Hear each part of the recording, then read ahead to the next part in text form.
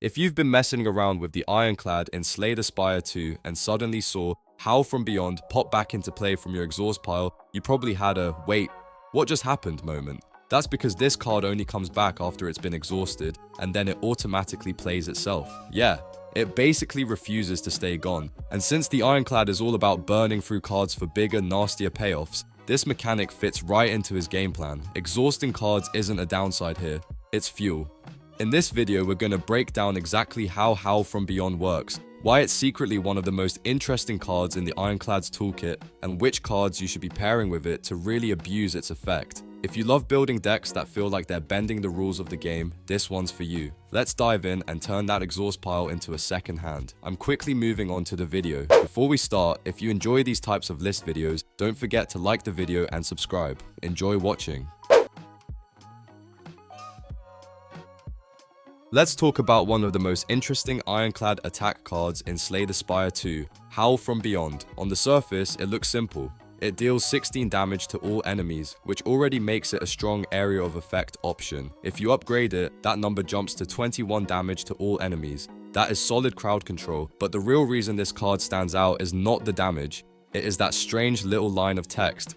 At the start of your turn, plays from the exhaust pile. So what does that actually mean in practice? Normally, when you play an attack card, it deals its damage and then goes to the discard pile. Howl From Beyond works like that too. If you simply play it from your hand, you spend the energy, it hits every enemy, and then it goes to the discard pile. Nothing unusual there. However, things change completely if the card gets exhausted instead of discarded. If Howl From Beyond is sent to the exhaust pile, it does not just sit there for the rest of combat like most exhausted cards. At the start of your next turn, before you even start playing your hand, the card automatically plays itself for free. That means it deals its damage to all enemies again without costing you any energy. After it triggers from the exhaust pile, it then goes to the discard pile. In other words, exhausting it becomes a setup for delayed free area damage. This creates some really fun synergy with Ironclad cards and relics that exhaust your own cards. Instead of losing value when you exhaust Howl From Beyond, you are actually priming it for a bonus attack next turn. It turns the exhaust mechanic into a damage engine. If you build around it properly, you can create turns where enemies take automatic area damage before you even spend a single point of energy. That is what makes Howl From Beyond feel less like a simple attack and more like a strategic tool that rewards clever deck building in Slay the Spire 2. Now let us clear up one of the most important mechanics in Slay the Spire 2, the difference between discard and exhaust. When you play most cards in the game, they are simply sent to the discard pile after resolving. They stay there until your draw pile runs out. Once you have drawn every card, your discard pile gets shuffled back into your draw pile, and the cycle starts again. That means discarded cards are not gone. They are just waiting for their next turn to come back into your hand. Exhaust works very differently. When a card is exhausted, it is removed from your deck for the rest of the combat. It does not go to the discard pile, and it does not get reshuffled when your deck cycles. It is effectively out of play until the fight ends. Because of that, the exhaust keyword is usually attached to very powerful effects. These are often cards that give you extra energy, deal massive damage, or generate additional cards. The trade-off is simple. You get a strong effect now, but you cannot rely on that card again in the same battle. The important thing to remember is that exhaust is not permanent. Once the combat is over, all exhausted cards return to your deck as normal. You only lose a card permanently if you actively remove it, such as by paying a merchant or choosing a specific event option. So think of discard as temporary cycling within a fight, and exhaust as temporarily locking a card away for that fight only. Understanding that difference is key to building stronger, more consistent decks in Slay the Spire 2. So how do you actually use Howl From Beyond effectively in Slay the Spire 2? At first, it might seem strange to purposely exhaust such a powerful attack instead of just playing it. But this is exactly where Ironclad's exhaust synergy starts to shine. Instead of thinking about it as a free energy attack, you start thinking about it as delayed automatic damage that you can trigger more efficiently with the right setup. The big thing to remember is that Howl From Beyond costs 3 energy.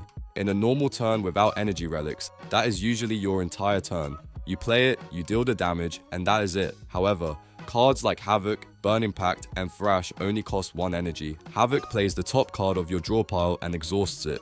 Burning Pact exhausts 1 card and lets you draw 2. Thrash deals damage, then exhausts a random attack in your hand and adds that attack's damage to itself. All three give you a way to send Howl From Beyond to the exhaust pile for a much lower energy investment. What makes this powerful is the timing. When Howl From Beyond is exhausted, it will automatically play at the start of your next turn for free. That means you effectively spend 1 energy now to set up a full area attack that triggers before you even begin your next turn. You still get to draw your cards and use all of your energy afterward. Instead of sacrificing your whole turn for area damage, you split the cost across turns and gain tempo.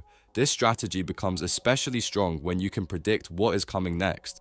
If an enemy is about to summon minions, setting up Howl from beyond the turn before can wipe them out immediately when they appear. Rather than reacting after the board is already crowded, you are preparing damage in advance. That is the real strength of the card. It rewards planning ahead and understanding enemy patterns, turning what looks like a simple attack into a clever setup tool in Slay the Spire 2.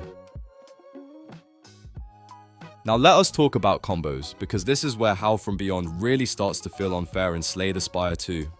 Ironclad thrives on exhaust synergy, and this card fits perfectly into that game plan. Once you stop thinking of it as a simple 3 energy attack and start treating it like a combo piece, the damage potential gets wild. A very simple combo is pairing Thrash with Howl From Beyond. The trick is to make sure Howl From Beyond is the only other attack card in your hand. When you play Thrash, it deals its base damage twice, then exhausts a random attack in your hand and adds that attack's damage to itself. If Howl From Beyond is the only target, Thrash absorbs its 16 damage and becomes a massive single target hit. You get a huge burst on one enemy, and Howl From Beyond is now sitting in your exhaust pile, ready for round 2. Then, at the start of your next turn, Howl From Beyond automatically triggers from the exhaust pile. That means 16 damage to all enemies before you even touch your hand. So in just 2 turns, you land a heavy single target strike plus a full area blast. For a relatively simple setup, that is incredible value. If you want something even crazier, you can combine Howl From Beyond with Havoc and Headbutt. This requires a bit more setup, but the payoff is huge. First, you play Howl From Beyond normally, sending it to your discard pile after dealing 16 damage to all enemies. Then you use Headbutt, which deals 9 damage to one enemy and places a card from your discard pile on top of your draw pile. Naturally, you choose Howl From Beyond. Next, you play Havoc. Havoc plays the top card of your draw pile and then exhausts it. Since you just placed Howl From Beyond there, Havoc triggers it again for 16 damage to all enemies and sends it to the exhaust pile. Then, at the start of your following turn, Howl From Beyond activates once more from the exhaust pile for another 16 damage to all enemies. In total, you have played Howl From Beyond 3 times in a row. That is 48 damage to all enemies plus 9 from Headbutt to a single target, before even considering strength scaling. And since Ironclad can stack strength very effectively, those numbers can skyrocket into absurd territory. If you enjoy explosive turns and chaining effects together, Howl From Beyond is the kind of card that makes Ironclad combos in Slay the Spire 2 feel incredibly satisfying. The video ends here. See you in another video. Don't forget to subscribe.